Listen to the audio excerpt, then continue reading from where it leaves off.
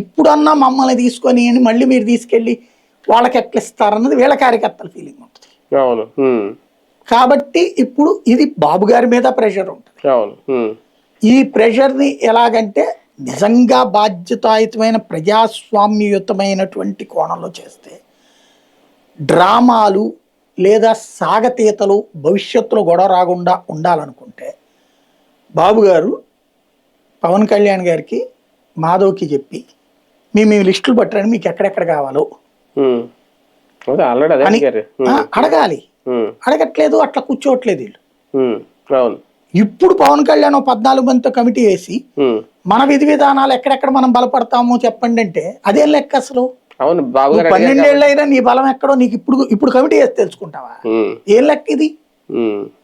తెలుగుదేశానికి లెక్క ఉంటుంది ఆల్రెడీ. నువ్వు తెలుగుదేశాన్ని అలా అడగండి, చిటిక మీద చూపెడుతుంది మొత్తం. వాళ్ళ దగ్గర లైబ్రరీ కానీ వాళ్ళ నెట్వర్క్ కానీ పగలబడి ఉంటుంది మొత్తం. పవర్ పాయింట్ ప్రెజెంటేషన్ చెప్తారు, ఇదిగో Vijayawada so and so urban ఏరియాలో 62 ఉంటే కనుక ఇదిలో పాయికాపురంలో మాకు ఇంతమంది ఓట్లు ఉన్నాయి, లేదా ఈ నియోజకవర్గంలో ఇన్ని ఓట్లు ఉన్నాయి, ఈ ప్రాంతంలో మా బెల్టు, ఈ ప్రాంతంలో ఈ బెల్టు, ఈ క్యాస్ట్లో మా ఓట్లు, మొత్తం పవర్ పాయింట్ ప్రెజెంటేషన్ ఎవరు చెప్పక్కర్లా, లోకేష్ చంద్రబాబు చెప్పగలరు. ఎందుకు వీళ్ళు కూడా లాస్ట్ టైం ప్రతిపక్షంలో ఉన్నా కూర్చున్నా ఏదో 3000 చిల్లర ఎన్నో వార్డు మెంబర్లు గెలిచాం ఎన్ని పవన్ కళ్యాణ్ గారు లెక్క చూపించారు కదా మొత్తం అంతా. అవి లెక్కేసుకున్నా వీళ్ళకి గెలిచిన చోట్ల వీళ్ళకి బలం ఉందా లేదా అనేది కూడా తేలిపోతుంది కదా అనేది. అక్కడ కన్ఫ్యూజన్ అంటే